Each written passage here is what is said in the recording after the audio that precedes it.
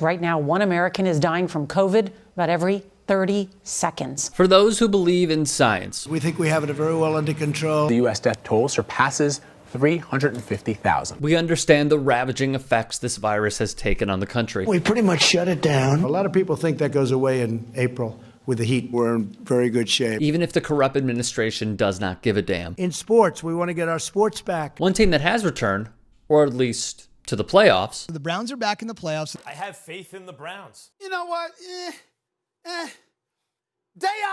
Is the Cleveland Browns, making the postseason for the first time since 2002. Unfortunately, Browns head coach Kevin Stefanski, seen here, has tested positive for the coronavirus, along with 2 other members of the coaching staff and 2 players, which means this guy, Mike Prefier, will serve as acting head coach. As the President of the United States claimed his support for gay rights, then in the blink of an eye banned transgender people from serving in the military, supported businesses for denying gay people the right to eat, mandated DNA testing to establish the biological identity to their own children, and many other injustices against the LGBTQ community, I reflect on the NFL's inclusion-based practices through glitzy phrasing and positive PR from commercials airing during games and painted words in end zones. There is no doubt the NFL has taken heat this past summer, from Roger Goodell's changing stance on the anthem issue to Michael Bennett's critique of the commissioner and much more.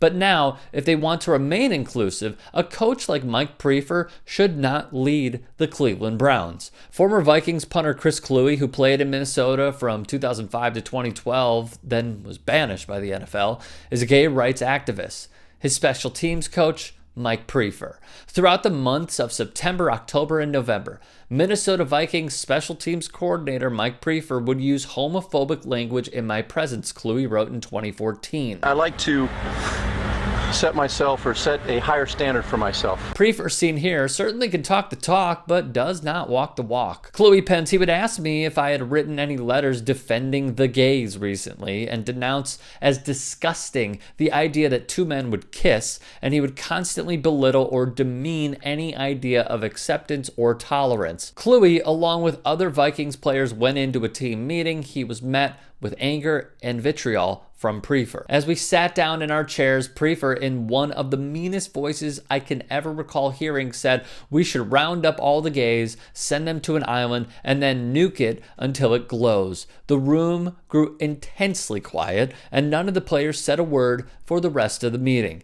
That's who Mike Prefier is, a small-minded man who diminishes gay rights and thinks of same-sex marriage as the lesser. Mike Prefier also said on multiple occasions that I, as in Chris Kluwe, would wind up burning in hell with the gays, and that the only truth was Jesus Christ and the Bible.